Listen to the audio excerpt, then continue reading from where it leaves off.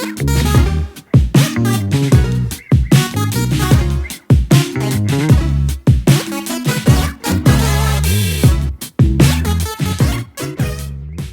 name is Dr. Khadijah Ali-Coleman. I am the Executive Director of the Hurston Wright Foundation. So we're going to get started. Again, for those who just came in, we'd like for you to mute your mics. It's going to be a conversation with our panelists. And then around the 6:30 midpoint, around 6:30, 6:40-ish, we're going to start opening up a Q&A so that you can ask the panelists questions directly. And we ask that you put those questions in the chat. For those who signed up and you saw on Eventbrite that it said that this was going to be moderated by Dr. Tara Betts, I apologize if you are disappointed to see my face, especially if you came to our event earlier this week and you saw me already in Life of a Book. But Dr. Betts was unable to make it today, and we sent her positive energy. She was not able to make it. So I put a call out to some of my writer friends, and I'm just so glad that we could be joined today with Stephen Leyva and Sharise Moore, who are joining the conversation with Dr. Lori Carter and Devin Renee, and we're going to talk about this topic that all of you all have come to. So let me first open with what we, in promoting this event, I had included a quote by writer Dorothy Clemson, and it was from an open letter that she wrote to the publishing industry. And in that quote, she says, let me also be clear. Black writers do not want special consideration. We do not want special treatment. We want a level playing field, an equality of opportunity, the chance to write books and explore as many subjects and genres as our white counterparts. We want to look around and see other Black people being as successful as us in all different genres and all branches of the publishing business. And that is not the experience for most of us when we come to write our books or have them promoted or see them on shelves, and end quote. So that is a quote that was included in the promotion of this event, this virtual panel titled Rejections, Breakthroughs and Exhales, How to Persevere. This was the igniting statement, because for many of us who are Black writers trying to not only engage, but to really have a livelihood as writers, we are all too often reminded of what obstacles and challenges lie before us. And so I will be moderating this conversation with writers Lori Jean Carter, Sharise Moore, Stephen Leyva, and Devin Renee, as these four writers share the ways that they have stayed the course and pushed through adversity in their respected careers as writers. This virtual event is part of the Hurston Wright 2022 Summer of Writing series. From June to August 2022, we will be implementing 10 Summer Writers Week and Weekend Writing Workshop retreats virtually and on the campuses of Virginia Tech, Rutgers University, and Howard University. We are currently, as I had said earlier, in the midst of our Writers Week at Rutgers University, Newark. And so you can learn more about our programs at hurstonwright.org. Our program here at Rutgers University, Newark is co-presented with the support of Hachette Book Group. So I would like, first of all, to introduce to you our panelists. So first up is Lori Jean Carter. The Root listed Lori Jean Carter's memoir, Crave, Sojourn of a Hungry Soul, as one of the best nonfiction books by Black authors in 2015. Kirkus reviews described Crave as bold, honest, and courageous memoir. Additionally, Crave was named a finalist for the Library of Virginia People's Choice Award for nonfiction. Lori Jean has published personal essays on poverty, domestic violence, and military sexual trauma in a number of publications, including The Rumpus, Good Housekeeping, and Ink and Letters. Lori Jean is the Mellon Foundation Endowed Chair of English and Foreign Languages at Hampton University and a member of the Creative Writing faculty at Wilkes University's MA-MFA Creative Writing Program. She is the nonfiction instructor this year for the Hurston Wright Writers Week Workshop Retreat at Howard University. Next up is Devin. Yes? I wanted to add to that, I'm now the Dean of the School of the Arts and the Humanities at Susquehanna University, so I'm no longer at Hampton. All right. Let's give it up. Let's give it up. That's right. Correct me. That's right. That's right. All right. So welcome, welcome, welcome, Dr. Lori. So next up, we have Devin Renee. Devin Renee is a native of the Washington, D.C. metropolitan area and holds an MFA in creative writing. She co-wrote 2 episodes of OWN's legal drama, Delilah, including the season finale. Devin was recently a writer in the writer's room of the highly anticipated limited series. That's, she'll let us know. I think it's coming soon. Iron Mike, starring Moonlight's Trevante Rhodes. Devin's other credits include work on the NAACP award-winning series Queen Sugar, produced by Oprah Winfrey and Ava DuVernay, the Saturn Award-winning CW series Stargirl, and Freeform's Teen Choice Award-nominated series Famous in Love. She is the CEO of Boss Up Productions and a multi-platform production company. Devin also previously presided as the board co-chair, president of Black employees at Warner Brothers during her 8 years there. She is the screenwriting instructor this year for the Hurston Writers Week Workshop Retreat at Howard University. Sharise Moore is an award-winning writer whose poems and short stories have appeared in Chosen Realities, Summer 2020, These Bewitching Bonds, Mermaids Monthly, Starline, and Fantasy Magazine.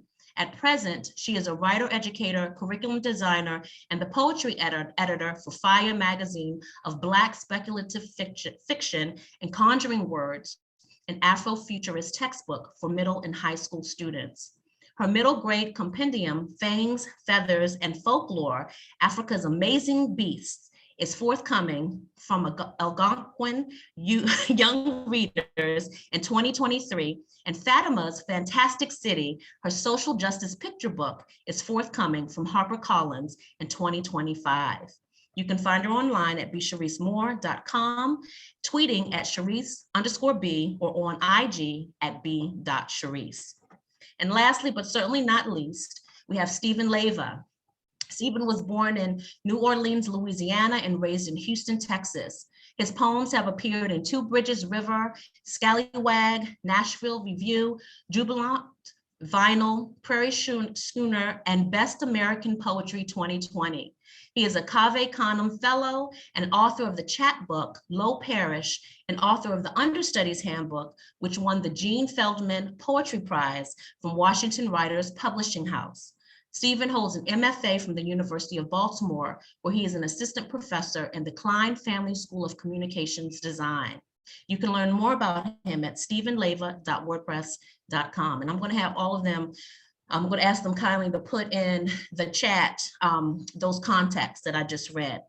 So I will close with more information about who we are as Hurston Wright, but I want us to get started with this topic.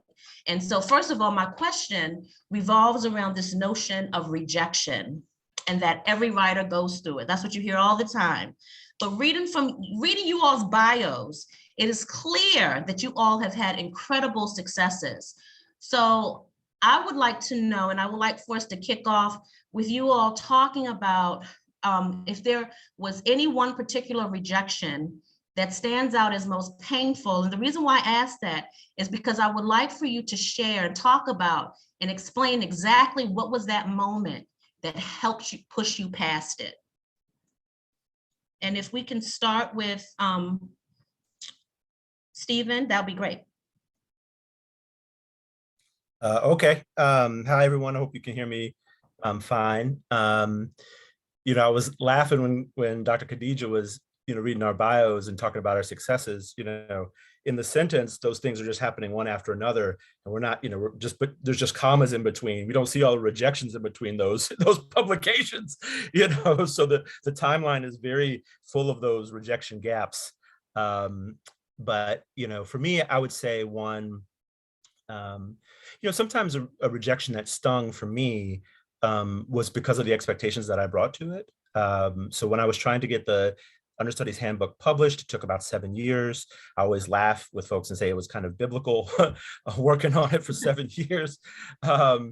And there was a time I was applying for a contest, and a fellow Cave Canem, a pretty prominent Cave Canem fellow, was the judge. And I thought, well, surely, you know, all these rejections I've had in these 7 years working on it, this is my best shot. You know, I got that semi-finalist notification. Okay, I'm good. I'm Gucci, you know, and you know, it didn't go past that.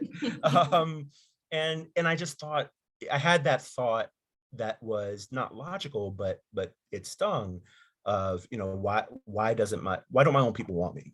You know, what am I not doing right? Like, what am I, you know, and all of the sort of self-defeating things that happen with that. And so for me, I guess I would just start with the other rejections that were out of my control. Well, I guess they're all out of my control, but that, you know, I didn't feel like I had a particular set of expectations.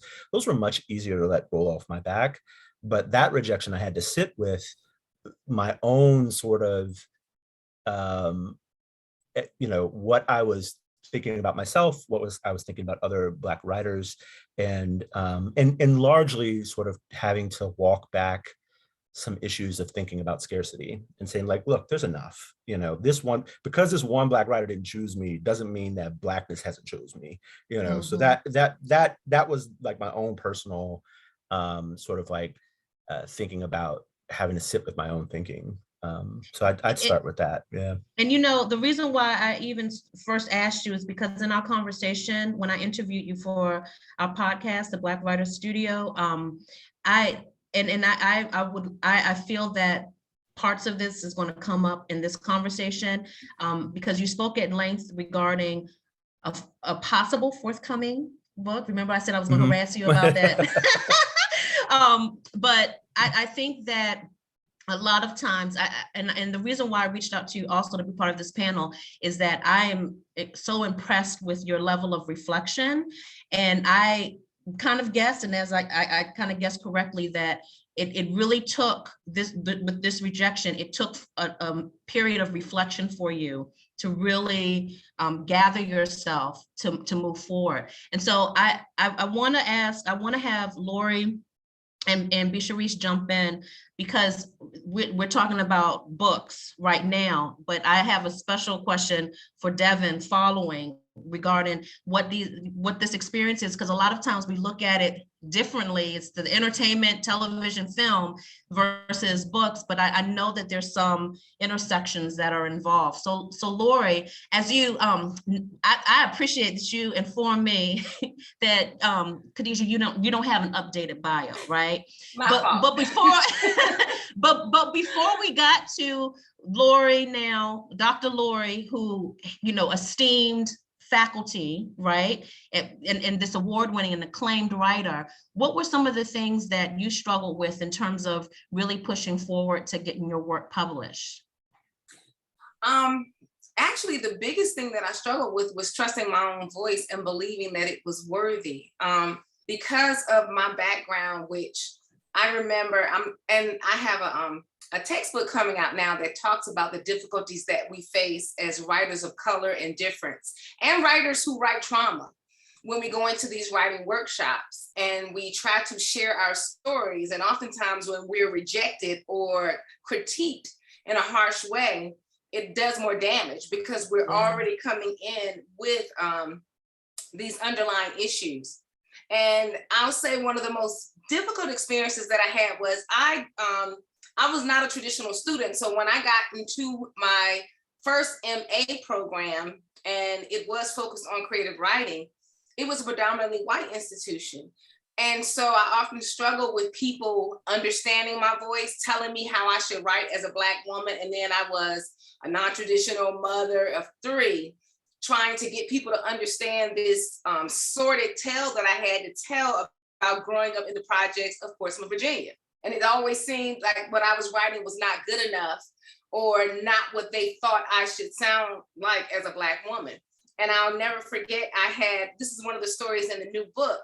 I had a Black professor, I won't say his name, world renowned, I mean, very highly decorated. And I was so happy that he was coming to campus because I had never had a Black professor. And I thought, he is gonna get it. Like, I don't have to explain my Blackness. I get to just show up in the classroom and we will see each other. And I'll never forget when we first had to critique my work. It was like a mini autobiography, and he held it up and he said, we've got roaches, we've got black on black crime, we've got a woman being sexually assaulted, we've got poverty. All we need is watermelon and Kool-Aid, and we'll have every stereotype of a Black writer. And he said this as the only other Black person in the room. Wow. And so you can imagine how that harmed me that day in that classroom. And it really, really, and like I said, he's still a decorated writer. I got an opportunity to tell him the impact that had, and it really harmed him when he realized, like, wow, I actually came at you in that way, but it was very harmful. And so a lot of the work that I had to do after that was, one, understanding what he meant was, yes, you do have every stereotype of a Black person because that is your experience, and you can just tell it like that, and then it'll be kind of Blaxploitation, or, you know, every stereotype, or you can find your voice and the way in which you can tell it, so that the stereotypes don't drive the story, but your voice and your ability to tell that story is what's going to drive it. So while it was extremely harmful in that moment, I understood what he was saying to me, that I was allowing the pain to drive me. I was allowing, you know, it was like a movie, every visual to show you, you know, what I saw and what I felt. But I had to become a writer first. I couldn't be a reporter. And when you're a reporter, you just tell it like it is. And oftentimes you might rely on stereotypes. And so that was a very difficult experience, but it was helpful because I had to understand. Even though he didn't do it right. So can I just unpack a lot of things that you said, because that was such a you know, I don't know if anyone else got the goosebumps, like, oh my gosh, but you showed us the levels in terms of you processing and breaking it down, but also explaining the difference, you know, how this is basically how you learn the difference between illustrating versus telling, right? And one of the things that I noticed in the description that you even presented for folks to apply to your workshop at Howard is that it's in this really motivational way. Have you ever struggled with writing nonfiction or what have you? And it seems like you've really adopted this motivational manner in which attracting folks to consider what it is that you have to teach them. And it sounds like this experience like this really kind of shaped how you move forward with teaching and explain to others.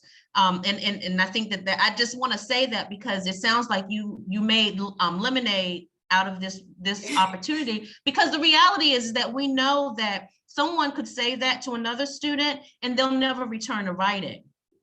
And we know that a lot of the people who have shown up to hear this, that is an experience for many, right? I know that myself, I'm very confrontational. So I would have said something, but I probably wouldn't have returned to class either before processing it. This is what they mean, because that's not, you know, what I'm adapted. That's not part of my behavior, right?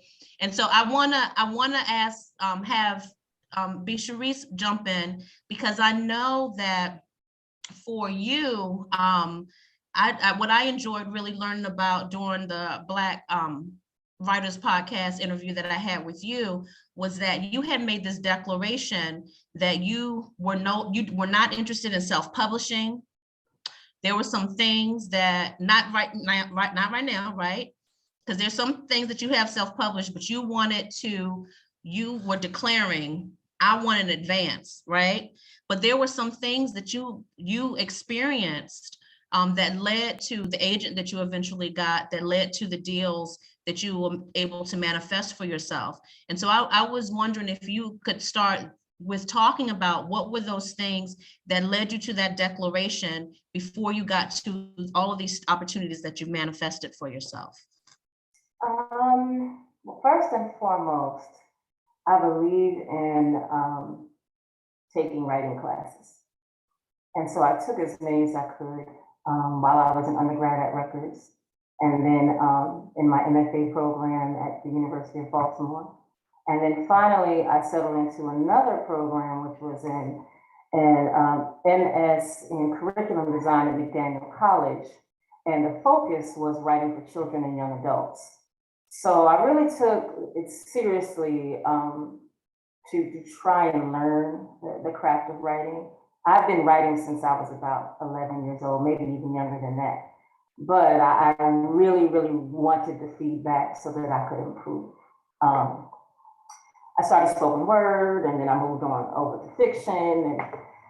And so finally I became, enamored with getting an agent, like many of us do. It's just like, okay, I'm at this particular stage in my career, I need an agent. And so I was taking a nonfiction writing class for children, and there was an entire module, and the module was just on researching agents that, would be possibly interested in the work that we wrote. So anybody knows me knows that I love Black folks.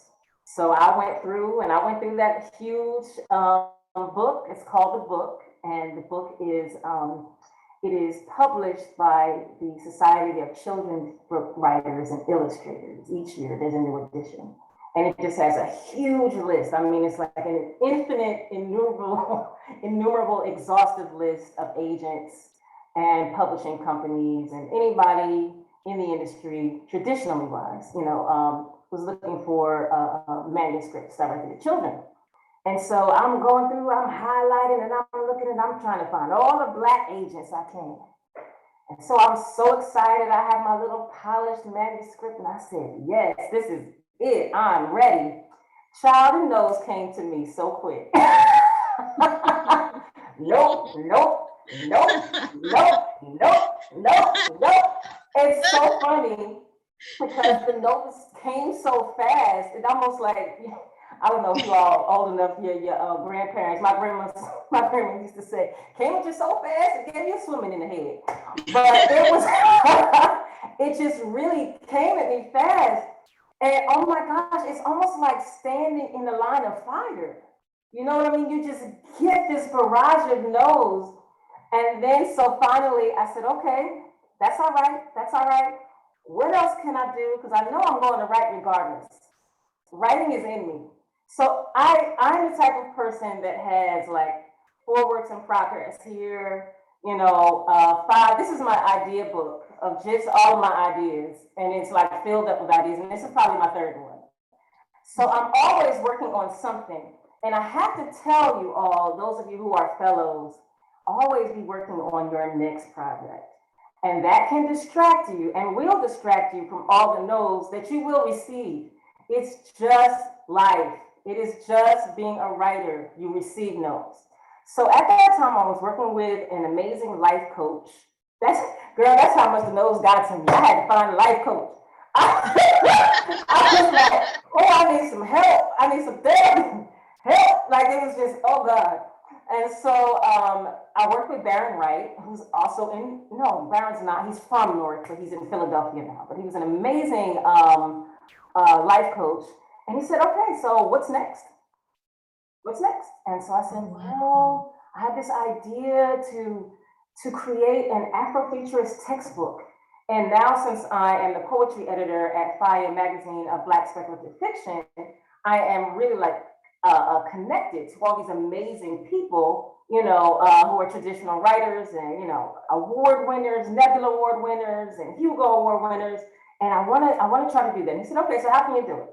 And I said, I guess I got to do an Indiegogo campaign because I want to make sure I pay all my writers. This was 2 years ago. And he said, okay, so do it. And so I bit the bullet and I did it, right? And actually, that textbook is here today. It just came out, 3 weeks ago, the hardcover. And so I was able to raise $7,500. So I was able to pay everyone who was involved, every single person involved, from the layout designer to the sister who assisted in writing some of the extension activities, to all writers, all artists are all Black folks. you know, and this was something that I really, really wanted after seeing Khadijah and being inspired by Khadijah in her homeschooling efforts for her daughter, and she's tremendously impacted the homeschooling community. And I noticed that there were some gaps, and so I said, you know what? I think that there might need to be a textbook. So this has been in the back of my mind. So when you, I don't want to go on too long, but with the Indiegogo campaign, you have to have perks, right? So whenever somebody donates some money or whatever, if they donate $50, $100, you give them an extra special perk, right? And so I said, okay, what can my perk be? And so I said, well, I have this short story that I wrote. I haven't tried to sell it, but I have a good feeling about it. I think it's good. So anybody that has donated $50 or more will get a perk, and it'll be my little short story. So I go on, and all of a sudden the campaign just blows up, right? And I'm fully funded within about 4 weeks or so. And then I don't know, the donation just kept coming in. And so I'm sending out my perks, and I know how important it is to maintain great correspondence with your donors, because these people can come back and donate it again. So those of you who may want to self-publish, just understand you maintain those connections with people. And I hand wrote emails to every single person who donated to my campaign, every single person. And so, you know, by the 50th person, I didn't even remember who I was, you know, responding to. And these are people I did not know, you know? So there's that. So one day I get this random email from a woman, and she's like, hi,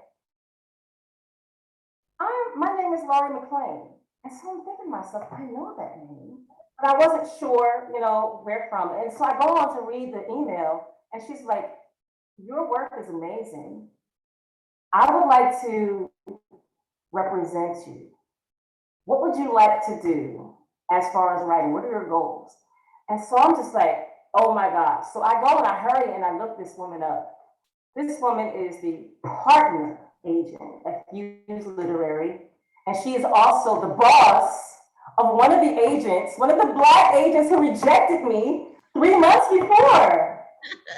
And so she's just, it was incredible. And so finally, like we had, yeah, crazy, right? I cannot listen to this story enough, because there's so many lessons in this story. There's so many lessons in this story. And I think the biggest thing, I think, when from your story, Stephen, and what Lori has shared, is that you have to keep on going. Yes. You have to keep on going. And even when you get this negative feedback from the very people that you expect care and compassion for, do not internalize it to the point where you believe that is the providence telling you, stop. And I love that story so much. Sharise, I have told people that story so many times, because I just think that when we even talk about magic or we talk about manifesting, I think that it is an example of many times our opportunities come from the spaces that we did not plan for them to come from. And I love that story. And I'm gonna go to Devin next, but I want to come back after to Lori and Stephen, particularly because you all are faculty members. And so now it's about this balance of your own professional career as writers versus your work in encouraging and creating the support for other writers coming up. And I want to kind of know what that fine line is. But before I ask you that, I come into Devin and say, you know, this is definitely, I think, an assumption when we think of the writer's room. We know, and in a time now where we've had Me Too, and we've had all of these things that have just illustrated how exclusionary and really toxic that the entertainment space can be for a woman, particularly for a Black woman, for a young woman, you know, ageism, all of that. What was it that kept you going to be able to exist in this space now that is really prominent. And not only have you shown up in this space as a writer yourself, but really at the helm of building this community for other Black people who are in this entertainment writing space. Is that a lot? What I'm asking you? I know it's a lot. You start where it's easy to jump in. It is. I think just remembering why you're in it in the first place is the best thing for me, because it's really easy to give up because there's a lot of competition, there's a lot of racism, there's a lot of sexism, there's a lot of ageism. So just for me, it's been remembering why I got into it in the first place, and it's a lot of like, you want to give up most days. I know I do. I talk to B about this most days. I was talking to her about this the other day. I'm ready to pack up most days and move it back to DC. What keeps you going forward, Devin? I'm ready to pack up today. You know, it's very much prayer. And it's remembering why I got into the business in the first place, because I wanted to create, because I'm a griot, because I'm a storyteller, because I have a voice and I feel like I have something to say. You know, you tell these stories for a reason, because if not, the characters don't get the endings that you need them to, and they play out in your head, and you need them to play out in front of people. So it's that, but it is very difficult. It's very challenging. Every day is a fight, and every day is different. And some days you're up and some days you're down, and you're never as good as your last project. It's absolutely one of the most challenging things I've ever chosen to do. And I think maybe I would have chosen a different profession if I could go back in time. I don't know. Because, you know, now that I'm in it, I can't say for sure if I could go back in time, I would have chosen this for myself, especially as a young Black woman.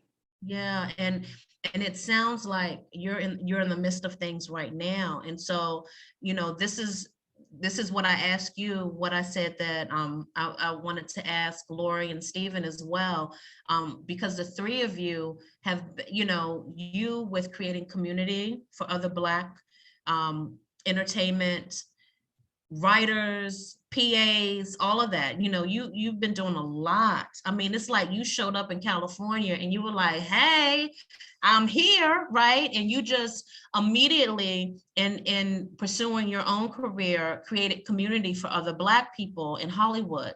And so I ask you, Lori and Stephen, what is that piece? What is it that you do for yourself to be able to provide care and compassion for yourself, but also being able to pour into other people?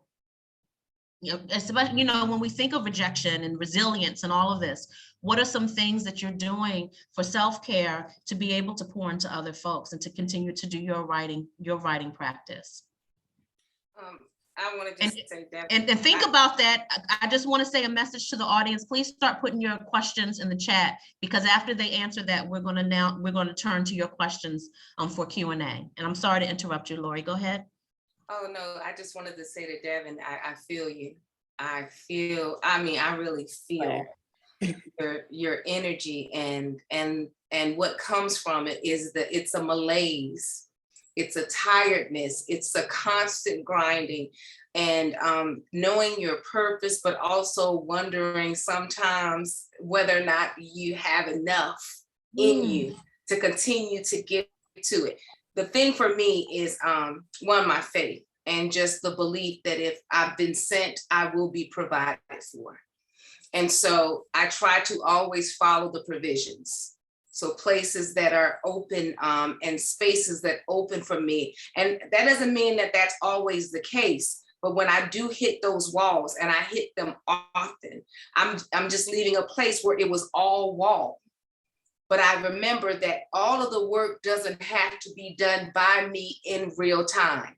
And that some of what I put into the world and some of what was put into the world before me on this path that I'm moving in right now, that I just have to continue to do what I can do, what I have been purposed to do. And sometimes that's enough. And I'll just say, not even 2-3 months ago, I was done with academia. I was at a place similar to Devin where I was, burning out. And I did not think that I could be effective anymore. And I had already gone home and told my new husband, you got a new housewife that's going to be here every day. So what you want to eat for the next 365 days in the year? Because I'm done. I am done. I don't have it in me. It shouldn't be this hard. But I still felt that this was my calling. And as a writer, I am just by virtue of the fact of being a writer, a teacher, and it is what I know I have in me, but I was so downtrodden that I couldn't think of another year of doing that. But when I surrendered and I gave it up and said, you know what, everything that comes with this that I think is my identity, I'll let it go and allow myself to become whatever it is on purpose to be. I kid you not, 2 weeks later, I got an email from someone saying, we have a position for dean, and we just think you would be perfect. Would you consider applying? Now, where does that happen? What does that happen to someone as a Black woman? And it's not just the part of we want to diversify our pool, but they really are looking for someone. And then you get the job. I beat out 119 people and never applied. So I'm saying that to you, Devin, to say, I feel you, but just keep doing what you know it is you need to do, because the things that are happening, the person who found me 2 weeks before, who reached out, I didn't know she was out there doing her work, and her work was to find me. And now I'm here as a dean and wasn't even on my radar. And so I think oftentimes as writers, we have to understand that, yes, this is what we do because we love it.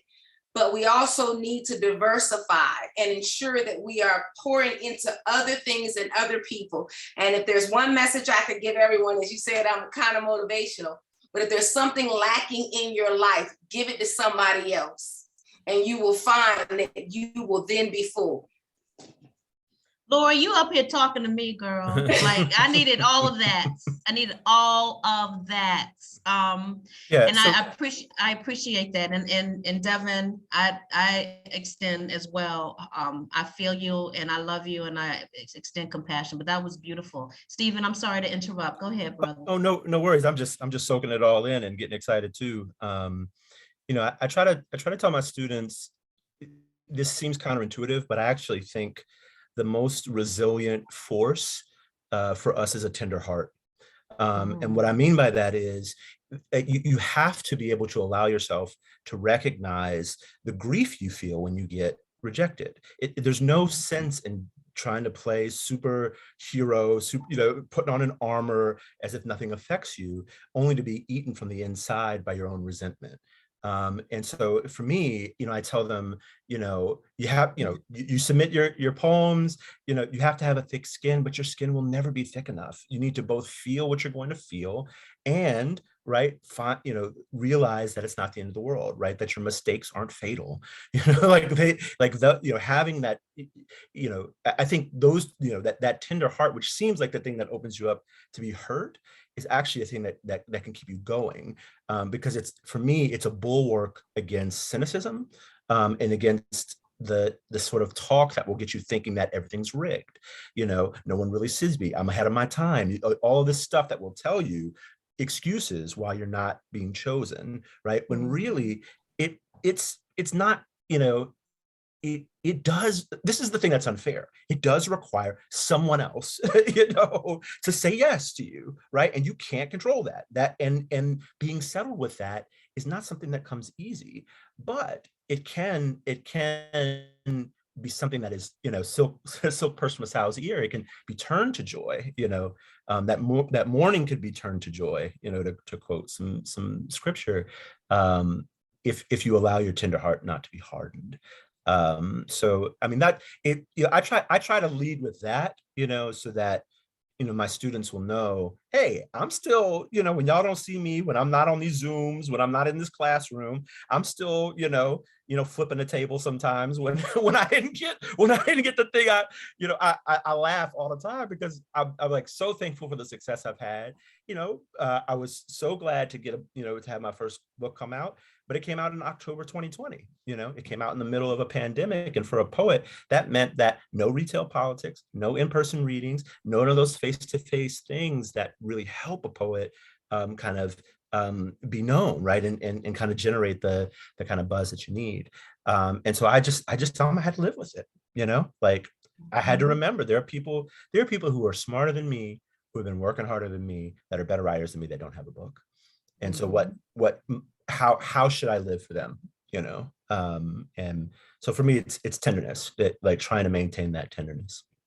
I appreciate that. Thank you, both of you, for that. And Valerie asked you, Devin, is it a calling that will not let you quit? So as you speak of this feeling and this very overpowering feeling that makes you question why you even are doing this, can you talk more to what is this calling that keeps you where you are, that keeps you going, especially, all of the things that you've participated in that have contributed to, these wonderful shows. I mean, Queen Sugar has now become part of, it's part of that Black canon of, of television. So what is it that keeps you going? And that's a great question, Valerie. And just to give a shout out to Valerie, Valerie is our most recent 2021 Hurston Wright Crossover Award winner. So, hey, Valerie. Devin? I think in Los Angeles, it's the rent. I think the rent won't let you quit. Pay the bills, babe. But I think, yeah, definitely, why I got into the business, why I attempted the arts in the first place, it definitely plays a part in it.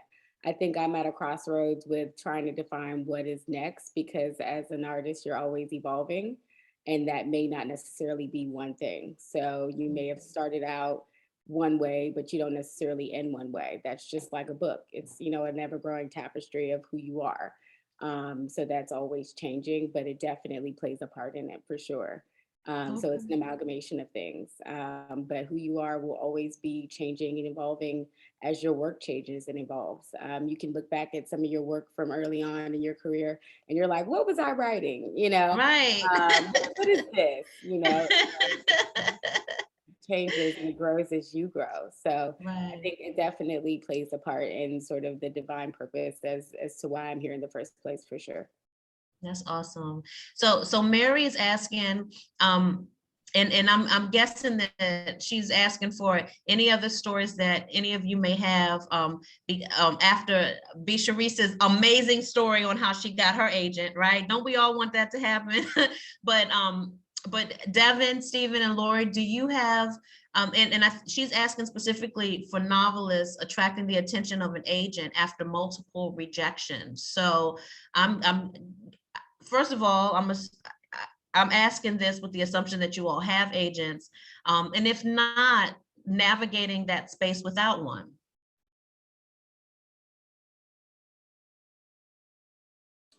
I do have an agent. And she's been wonderful and helpful and brought a lot of different opportunities. And I got her after the first book, which wasn't agented. So my second book is the one that's coming out. The second memoir was agented. So it was a different experience. It was wonderful because she had access to spaces that I didn't. But that book has been put on hold for the other book that I have coming out that was just submitted. I would just say, well, first of all, the agents wouldn't know about your rejections, only you would, unless you shared it with them, and you probably wouldn't share it at all. So, I think maybe it's about the mental, or should I keep submitting if I'm getting these multiple rejections? But my thinking is you only need one yes. And I think it's so important for writers to understand that a lot of the brokering that happens with agenting and publishing doesn't happen in these traditional ways with book proposals and query letters. They happen when you go to conferences. They happen with those real elevator pitches, or when you meet somebody who knows somebody who knows somebody who you didn't know was like really connected in this way, and just putting that positive energy into the world and sharing your work, and then others being able to say, I remember, you might want to talk to. And so I think that just comes with being your authentic self and not so much chasing the agent or the, of course you want to have that in mind, and you know, you're driven by that, but when that becomes all that's driving you and not just doing the good work, then I do think we lose something. And I'll never forget, I always go back to India Arie when she had her first CD come out, and you remember Alicia Keys like swept the Grammys. And just go to YouTube and you'll hear her talk about her experience, how much she lost of herself with, you know, not winning anything. But then she went and wrote her second CD, which won and was even better than the first one. And it was her heart. And she didn't run away from it because she got rejected the first time around. In fact, it fueled something else. And I am a firm believer in what's for me is for me. So if I didn't get it, it wasn't for me. And if I don't know something that the universe or God knows, I'm going to defer there and know that what is for me is coming. And so I prepare for that, not for the things that were not for me. Okay. Yeah. Right. I think too, just really quickly, I try to, I don't have an agent. A lot of poets don't, but I work with a lot of people who do at the university. And so you hear a lot of stories. I would just say, like, one, it may be helpful to realize that even getting an agent doesn't alleviate the fact that more rejections might come. If that agent can't sell the book, you still have to confront in some ways your relationship with feedback, which is what that rejection is about. So like, before I was a poet, I thought I was going to be an actor. I thought I was going to be the next Denzel. Y'all haven't seen me on TV, so y'all saw how that worked out. But I sometimes tell my students and friends, I had a relationship with feedback from the theater in which, a director tells you, do it again. And you have to do it right then. Like you don't have time to sort of take it back to your room and be thinking about it. And I'm not saying that's good or bad. I'm not trying to set up a hierarchy of feedback, but I do think being self-reflective about your own relationship to feedback will make the journey a lot less tenuous, because rejections will continue to come. A success does not mean that every domino will fall. Just look on people on Twitter. But I think people, but I think people think that, Stephen. I think, especially when we post about the things that are happening, because I don't know about you all, but I don't post, my house just, I don't post the negative things as much as and sometimes if I post the negative things, I'll be quick to take it down because I'm like, I posted recently, I'm having a really bad day. I would love some positive energy. And I literally had people reply, well, I need positive energy too. So you need to, we need to share it or something, but it's just like, yo, like that's, come on. And so I've gotten in the habit where I just post good things. And a lot of people, if that's all they're seeing, they don't believe that the negative happens. And so I see two questions. Derek and Victoria seem to be asking questions specifically. So you all have been given really great advice in general in terms of this mindset that you've had to adopt to be able to push through. But Victoria is asking about rituals to help you heal and get back into the swing of things after a major rejection or multiple rejections. And Derek's question is very similar in terms of maintaining and nurturing your own confidence in the face of rejections. So if you can speak to any one practice or a series of rituals that you engage in, just to give some context as to how that looks. Because a lot of times, Stephen, first of all, Stephen, when you just speak about and how you reflect on it, you are definitely a poet because you use such beautiful language. But I would love to learn, like, if you can give a specific instance of what that practice looks like in terms of what the rejection was, like what did you do to get that confidence back? It's going to sound so cliche, but I just read. I just read. I just read to remind myself of what's possible and why I got excited about the craft. And I return to the things that I'm curious about. You know, I certainly have a community of people that I call and I complain to, and they let me vent, and then they remind me of the things that they enjoy about my work. But not everybody has that. Some people, lead kind of different lives. And so it's, if I were to offer something more practical, I would say just recognize your artistic comfort food. For me, it's cartoons. When I get a major rejection, you know what I do? I watch some animated something. I feel better afterwards. It might be Moana, it might be some Japanese anime. I just watch something that I know, at the end, I'm not going to feel the same way that I felt at the beginning. And so maybe that, just for a kind of a small thing, maybe identify what's your artistic comfort food, and don't feel any guilt about consuming it when you need to. I'm glad that you mentioned that, because Sharise, I want you to respond to the other part of Derek's question, which asked specifically, is there any advice to writers on how to tame the desire to, quote, be something big, end quote, with simply being the storyteller that you are? I thought that was a really precise question. And do you have any words for Derek regarding that? To tame the desire to be something big with simply being the storyteller that you are. I think of my ancestors. My grandmother poured so much into me as a child. One thing she poured into me was to be ready. So always be prepared. A lot of times as writers, we like to talk about what we're writing more than we're actually writing. You must be ready, because you have no idea when that email, that phone call is going to come, and then you're stuck with a half-written novel that you've been telling so and so and so and so and so and so about. And it's brilliant, but it's not finished. And they cannot do anything with you until it is finished. All right? So going back to another question, it's just piggybacking on that. Do not query editors with unfinished work, agents with unfinished work ever. I don't advise it, because just when you think, oh, they're probably going to say no anyway, that's when the email comes. Hey, what you got for me? All right, and you're like, well, I have 20 pages. No, that's not it. So be ready.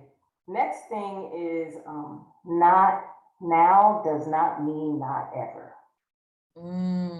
Not now does not mean not ever, okay? So it just might not be the time right now, but that doesn't mean that time is never going to come. And as long as I am pleasing to my ancestors, as long as I know I am doing the very best that I possibly can, as long as I know that I am pleasing in the eye of the folks that came before me, I have become content with that. But I also am big on manifestation. I'm really big on visualizing and seeing myself in different places that I want to be. So I visualize and I see things. I see myself signing these contracts. I see myself doing these things. And going back to what Khadijah said, and what I think it was Stephen and Lori said, like, just because you have an agent, child, rejections don't stop. I have not one, but 2 books on submission right now. On submission means they've been prepped by my agent, they're packaged, she sent them out, they're sitting there right on air table, because that's how we communicate, right? And they're waiting for an editor to read it and love it. And guess what? It's been sitting there. One of them was the actual novel in verse that my agent signed me for. But guess what? No one ever picked that up. It's been 2 years. So guess what she said to me? What else do you have? Ironically, at the same time, so a little bit of background, I wrote a young adult magical realism novel called Dr. Djinn's Odd Scholars. And that particular novel is about a Black magician in the 1920s who has a colored amusement park. And the colored amusement park has African mythological creatures inside of it. But in order to write that, I had to research. And guess what I did? I found all this research, and I found about 65 different African mythological creatures that I'd never heard of before. And guess what I did? I made that into a book, and that became my first book deal. Not the actual book that she signed me for. Then I had this other opportunity to ghostwrite a picture book for a celebrity, and I happened to make a great connection with the editor at HarperCollins while ghostwriting this picture book. And now I have my own picture book. I hadn't even thought about writing picture books. But then I got another 3-book picture deal from that. So it's be ye ready, and also being pleasing to yourself and to those around you, who you really owe. Like, I owe everything to those who came before me. And as long as I know that I am working as hard as I possibly can, as long as I know that I'm stretching myself, I'm reading, I'm engaging in self-care when I need to, then I have to be content with that and say, hey, this is it. But not now does not mean not ever. And it also sounds like you also have a love for this so much that the love for writing, the love for learning and reading outweighs, and you will be doing it anyway, frankly. And it's not, so you're not doing this solely. And I think that in a nutshell really answers Derek's question about this, because it's not this push to necessarily be big. It's basically to be compensated for what you love to do, and something that you would be doing anyway, even if you didn't have this agent, even if you didn't have these book deals. And I think that that's important for that to be a prominent takeaway from what your message is that, folks, you have to have a love of writing. And that has to be the overarching theme of what you're doing if you're going to engage in this, because it's a different hit when you're being rejected for something you didn't even love in the first place, right? But when you do love it, now it becomes that balance of personalizing it versus looking at it as feedback to improve upon your craft. So I really appreciated that story. Dr. Ray is asking, are there any classes or trainings you recommend to newer professional writers not formally trained in writing with an MFA or BA programs? I know in all of you all's bios, all of you have gone to school for what it is that you've done, like your degree to some extent. But are there anything that you recommend to someone who writes that can help elevate their writing, specifically to attract agents? And this seems to be something that's coming up in the questions, in this idea that to be successful as a writer, you also have to have agents. But let's first start with like the classes. And if you can weave in this whole thing about agents, because I think B. Sharise has given enough evidence, and Lori, because Lori said her first book, she didn't have an agent, right? And B. Sharise didn't start out with an agent. But what are some other things that you can do to amp your craft, not necessarily coming out of a BA or MFA program? I think Stephen said it correctly. You got to read, one. And I also think that, if the goal is an agent, you got to think about agents have to eat. And agents aren't just selling books that they love, or they're not going out there and trying to sell books that they just love. They're selling books because they think that those books will sell. And that is why publishers are picking up those books, because they think that they will sell. And I think we need to be thinking, especially as people of color, we need to be rethinking what big is and what our impact is. The publishing industry is 79% white and growing whiter every day. And the pandemic has not helped at all. And so when that is the publishing industry, and then the majority of the readers are white women, and some of what we're writing is not going to appeal to them, then we have to think, well, we're not getting agents, not because agents just don't want us, but because they know what their market is and they are trying to appeal to that. And so one of the ways in which you maybe move away from just thinking agent is think about, how do I get my voice out there? And I'm thinking about the work that Devin does. Devin is, her work started with writing, but now she's branched out into all of these different areas. And so how do we do that? Well, first of all, we're talking about books, but have we published articles? Have we had poems published? Have we gone to presentations like these panels? Have we shared our work in that way? Have we done, spoken word events so are we doing the little things that build us up first so that it finds us rather than us trying to find it? And so I think a lot of the times we're just thinking about the end result, but that's because that's what we see. But we have to understand all of the little things that had to fall together in order to get that end result. That's an excellent point. And I actually would like to answer that as well. Folks assume as the helm and the executive director of the Hurston Wright Foundation that my degree, I'm Dr. Ali-Coleman, and that my degree is in writing or English. My degree, I'm a doctor of education. And I do not have a bachelor's, master's, or doctorate in writing or English. I minored in writing undergrad, but I have created, for 14 years, I've been at the helm of Liberated Muse Arts Group, where we've published anthologies and I've published the work of other people. I am a playwright. I have had fellowships and things because I love writing. And so I didn't necessarily find it necessary to be in a program focused on writing, because I also like history. So part of my major for my undergrad is African-American studies. And I just wanted to major in all the different things that I like.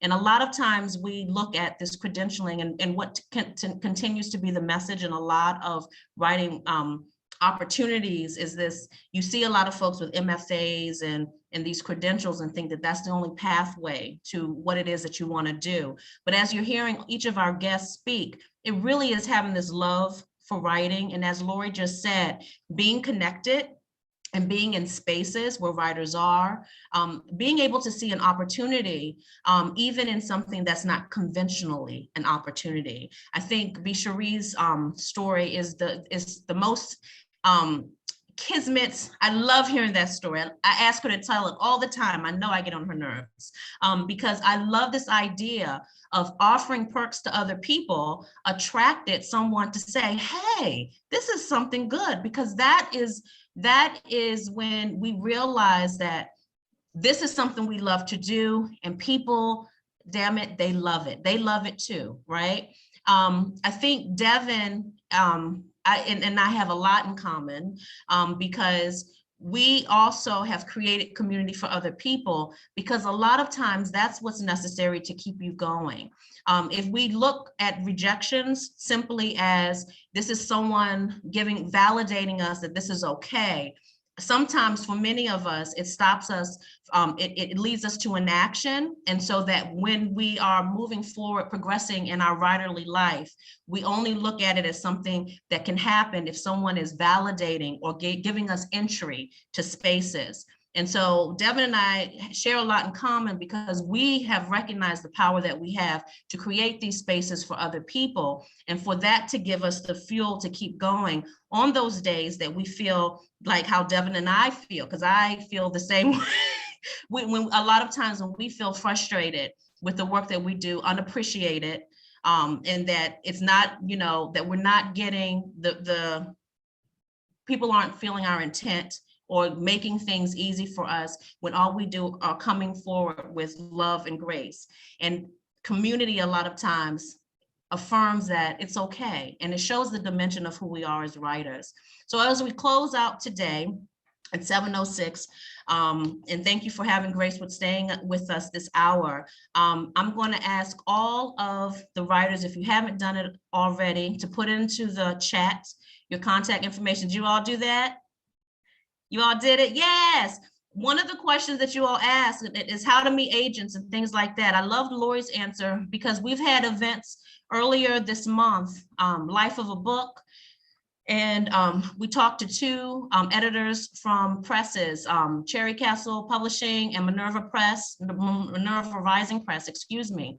And you come to events like that, that's another way, like Lori was saying, where you can, you hear editors, you hear publishers talk, and then you can reach out to them. Our event earlier this week with Hachette Book Group, we had almost, I think, 7 people from Hachette Book Group telling us about the process of publishing a book. And you saw their names. They don't post their names and their addresses anywhere. So you saw who these people are who do each aspect of a book where it goes through the development phase. And so that is what I would recommend to the last question when that's asking, what are those things that you do if you don't have the credentials? You show up in places where writers are. You keep writing, you keep reading, and you keep knowing that if this is something you love to do, you're going to do it, even if the gatekeepers don't let you in at the first knock. All right. Thank you so much for showing up. We encourage you. Again, I'm Dr. Khadijah Ali-Coleman. I'm the executive director of the Hurston Wright Foundation. You can learn more about us at hurstonwright.org. I'd like to thank our guests, Dr. Lori Carter, Dr. Stephen Leyva, Ms. Devin Renee, and Ms. B. Sharise Moore. Thank you so much for joining us. And everyone have a good night. Good night.